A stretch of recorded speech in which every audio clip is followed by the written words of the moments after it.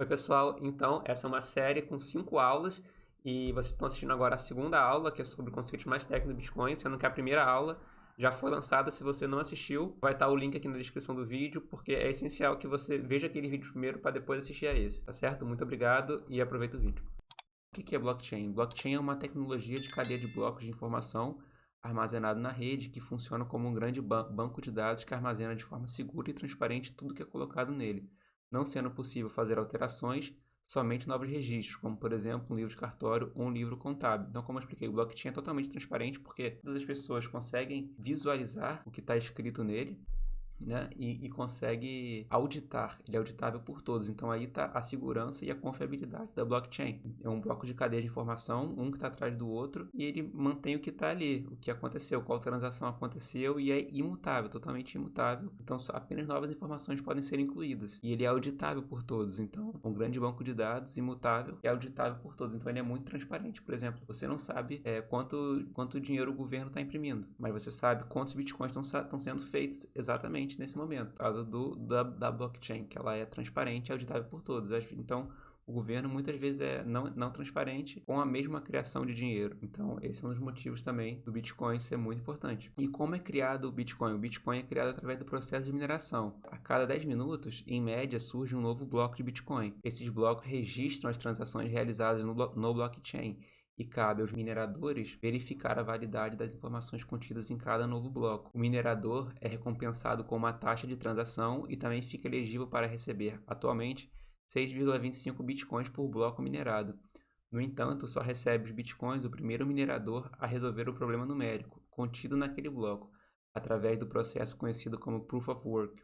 E para essa resolução se necessita de um grande potencial computacional e de energia para processar essas operações rapidamente. Então, antigamente, quando o Bitcoin surgiu em 2010, você conseguiria minerar Bitcoin com um computador de casa, porque como não tinha muitos outros computadores na rede, a força computacional era mais fraca e você não precisava de tanta energia e de uma força computacional muito complexa. Hoje em dia, como existem muitos computadores, necessita de uma força computacional muito forte para poder conseguir minerar esses Bitcoins. Então, isso também é um incentivo para a rede se tornar cada vez mais poderosa, porque as pessoas investem na tecnologia dos computadores, a força computacional, para terem computadores melhores, e isso vai demandar mais energia. Isso torna cada vez a rede do Bitcoin em si mais potente e mais segura, porque só vai receber os blocos do Bitcoin aquele minerador que conseguir resolver o problema matemático mais rapidamente, e ele vai conseguir resolvendo isso investindo na rede com melhores computadores e uma força computacional mais complexa, eu diria assim. Esse é o processo de mineração e nisso que surgem novos bitcoins. Esses são modelos matemáticos ali que o computador está resolvendo em velocidade absurda para conseguir receber esse bitcoin. E ele também recebe, a cada transação que acontece, ele recebe uma parte. Então, quando você enviar um bitcoin, fazer uma transação, você vai pagar um pouco para a rede, né, para os mineradores poderem realizar essa transação. Afinal, nada é de graça. E o halving? O que é o halving e por que ele é importante para tornar o bitcoin como uma moeda deflacionária e escassa? O surgimento de novos blocos de bitcoin, como eu expliquei através da mineração, é constante. No entanto, o Bitcoin possui um limite de 21 milhões de unidades definidos pelo seu criador Satoshi Nakamoto. Então, Satoshi Nakamoto, quando criou o Bitcoin, ele definiu que apenas vão existir 21 milhões de Bitcoin. E isso torna o Bitcoin escasso. Não vai existir 100 milhões de Bitcoin, vai existir apenas 21 milhões de Bitcoin. Atualmente já foram minerados mais de 18 milhões de Bitcoin, sendo que muitos também já foram perdidos. No início, quando não valia nada, pessoas que perderam as carteiras, pessoas que morreram e não deram senha para ninguém, enfim. E a cada 4 anos, o número de Bitcoins contidos em cada bloco diminui pela metade.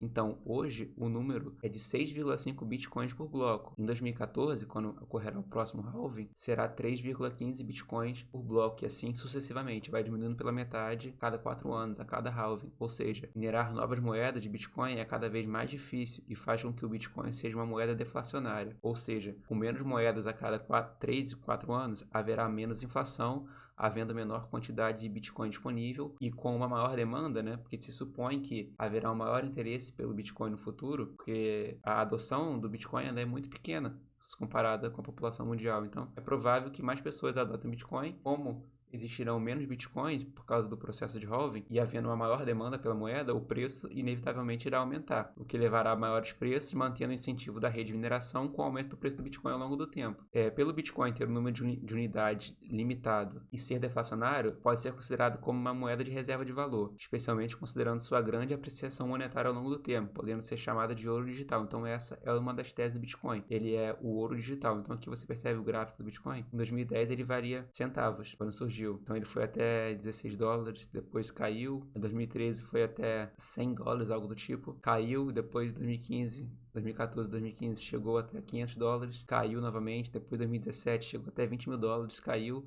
Aqui em 2021, 2022 vimos chegar a quase 70 mil dólares, 69 mil dólares, por exemplo. E agora já caiu novamente, estamos em 20 mil dólares. Mas isso é normal, são os ciclos do Bitcoin. Então, com o halving, existem menos Bitcoins que vão ser minerados, então é provável que o preço aumente ao longo do tempo. Você vê que é um gráfico que normalmente vai aumentando de preço ao longo do tempo. Ele é muito volátil, o Bitcoin, o preço de mercado. Então, tem que tomar muito cuidado, tem que estar bem diversificado. Mas, a longo tempo, pelo menos o que se provou nessa última década, ele aumenta de valor. Não quer dizer que isso vá continuar acontecendo, mas é provável. E a diferença aqui, o que são altcoins? O Bitcoin foi a primeira moeda, então o Bitcoin é o Bitcoin. E as altcoins são todas as outras moedas que não são o Bitcoin. Muitas moedas, muitas altcoins são construídas sobre a estrutura básica fornecida pelo Bitcoin, como por exemplo Litecoin, Dogecoin, são mais ou menos cópias do Bitcoin com algumas diferenças, mas se projetam ao menos para tentar despontar com alguma opção melhor que ele. Por exemplo, existe uma criptomoeda, que eu esqueci o nome, Nano, que diz que é o melhor método de pagamento, é melhor que o Bitcoin para o método de pagamento. Então, supostamente a Nano é melhor para meio de pagamentos. A Litecoin também, por exemplo, que as taxas são menores. Então, cada altcoin diz que é melhor que o Bitcoin de alguma maneira, porque o Bitcoin tem taxas altas, é um pouco lento para fazer a transação, enfim, tem poucos blocos. Existe o Bitcoin Cash também, que é outra história. Então, o Bitcoin realmente existe algumas, não diria falhas, mas algumas especificidades relativas ao próprio Bitcoin, como a questão de escalabilidade, velocidade de transação, a taxa de transação. Então, muitos altcoins dizem que são melhores em uma coisa ou outra, e então existem milhares de altcoins, mas tem que tomar muito cuidado, pois muitas também são fraudes. E alguns exemplos de altcoin: Ethereum, Cardano, Ripple, Litecoin, Dogecoin, enfim, muitas, Polkadot.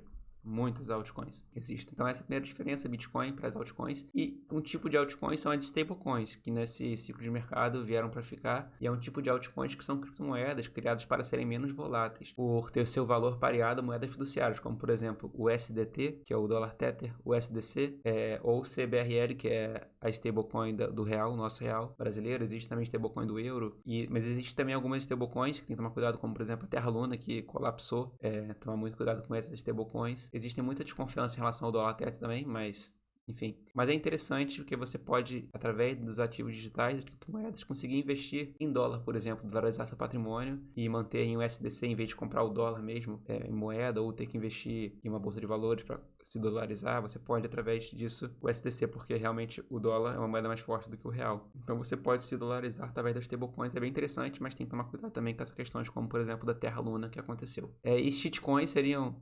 No meio das altcoins existem muitas criptomoedas que não têm utilidade nenhuma. Então as pessoas chamam pejorativamente de shitcoins, que não tem nenhuma funcionalidade, são moedas mesmo como Dogecoin, Shiba Inu, Doge Long Mars, enfim, uma gíria, né, shitcoins. E outra coisa importante é saber a diferença entre tokens e moedas. Então, criptomoedas são nativas do seu próprio blockchain. Então, por exemplo, o Bitcoin é uma moeda, mas o Bitcoin também tem sua própria blockchain. O Ethereum é uma moeda, mas ele também tem sua própria blockchain. Então, o Bitcoin é uma moeda.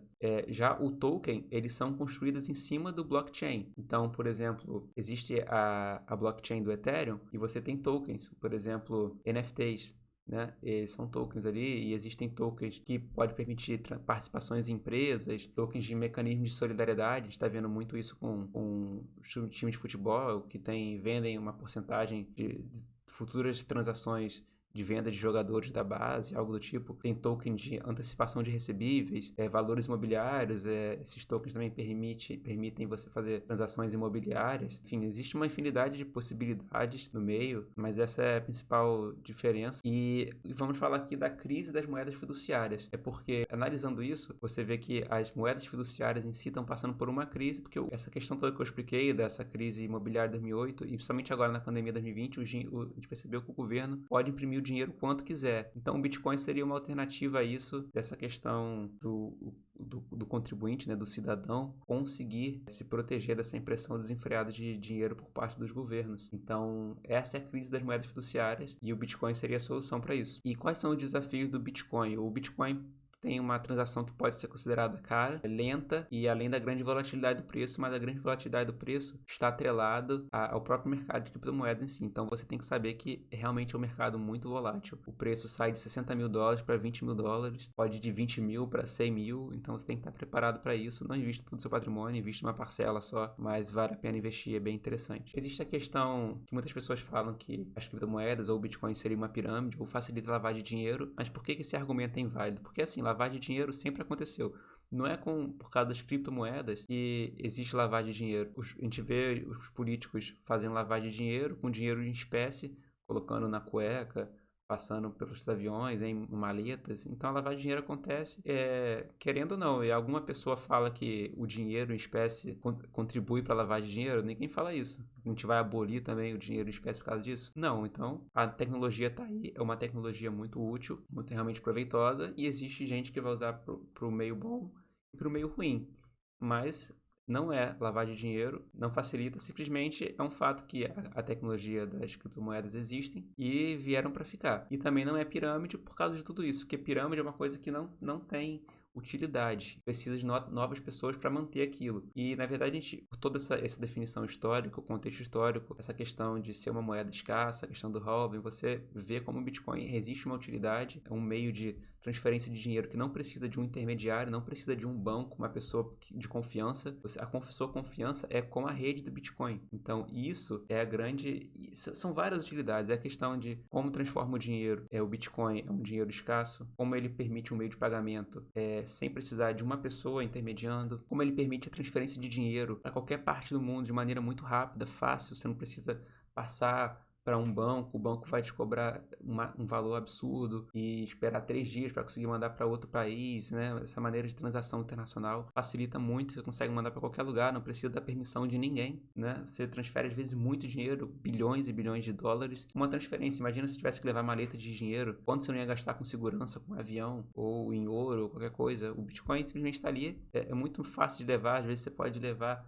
milhões e milhões de dólares num pendrivezinho, numa Ledger, sabe? Muito prático. Então isso realmente é uma tecnologia absurdamente inovadora, com muitas utilidades. Então por isso que não é pirâmide, por causa das suas utilidades e da sua inovação. E a outra questão é sobre a Lightning Network e soluções de segunda camada, porque existe esse argumento, eu vou falar rapidamente sobre isso, que o Bitcoin, a transação é cara, é devagar, então existem soluções de segunda camada, que é a Lightning Network, que se presta a resolver esse problema do Bitcoin, né? Parece que veio para ficar também, não vou me aprofundar muito, mas quem se interessar, pesquisar, só procurar Lightning Network. E existe também o Bitcoin Pizza Day, que é o dia 22/5, que é uma data especial para os Bitcoiners, que foi quando foi realizada a primeira transação comercial do Bitcoin, pelo programador Laszlo Hanieks. Ele comprou 2 pizzas por 10 mil bitcoins. Tem até uma foto, vou pesquisar aqui para vocês. E a foto, as pizzas foram trocadas por bitcoin. Ele simplesmente postou no fórum que queria comprar 2 pizzas por tantos bitcoins, por 10 mil bitcoins. E depois ficou 2 dias lá no fórum e uma pessoa foi e entregou as pizzas por 10 mil bitcoins. Então seria a pizza mais cara da história, né? Sei quantos milhões de dólares hoje seriam. Mas algo bem interessante que aconteceu, então nesse dia as pessoas comemoram o Bitcoin Pizza Day por causa desse fato inusitado, né? Aí outra questão aqui que eu tenho para falar, que isso de investir em Bitcoin e criptomoedas, somente em Bitcoin, né? As criptomoedas, as outras altcoins com muitas ressalvas, é um planejamento para longo prazo e como forma de proteção patrimonial, como eu expliquei para essa questão da impressão de dinheiro por parte dos governos. E não existe, você não vai investir em criptomoedas, em Bitcoin e ficar rico do dia para a noite. É simplesmente a longo prazo. Então você vai investir para longo prazo. Como eu expliquei aqui, a longo prazo, normalmente ele aumenta de valor. Então, é um investimento a longo prazo mesmo. 5, 10 anos, esse seria no mínimo, por exemplo. Como forma de proteção patrimonial, que o seu dinheiro, no caso do Bitcoin, não vai estar à mercê do governo, de algum tipo de confisco. O dinheiro é realmente seu, não é de nenhum banco, é realmente seu. Então, isso que é muito importante. Buy Bitcoin. Que isso aqui, na época, a Janet Yellen era presidente do Fed, e esse rapaz aqui, que é um Bitcoiner, ele simplesmente, durante a conferência dela, colocou o papelzinho escrito Buy Bitcoin E já tem um tempo isso, foi em 2015, algo do tipo. Então isso aqui virou também um meme, mas é importante de compre Bitcoin para você poder se proteger do governo contra você mesmo. Então, o que eu tenho de sugestão aqui para quem tiver mais interesse é ler o livro aqui do Fernando Urrich, Bitcoin é moeda na era digital. Outro livro interessante já é do Saifedean Amos, que é um americano, que se chama O Padrão Bitcoin, o Bitcoin Standard, tem em português, um livro maior um pouco, também é bem interessante. E no Twitter tem bastante gente que fala sobre criptomoedas e Bitcoin, mas as minhas sugestões ficam Fernando Urrich, o Michael Saylor, que é o CEO da MicroStrategy, que tem muitos Bitcoins, o Anthony Pompliano, esses dois são em inglês, né? E é isso. Quem tiver perguntas, deixe nos comentários, sugestões. Espero que tenham aproveitado. Essa é uma aula bem geral sobre o assunto, é bem profunda, falei sobre bastante coisa, mas enfim, que possa ter ajudado a todos aí. E muito obrigado pela atenção e até a próxima, pessoal.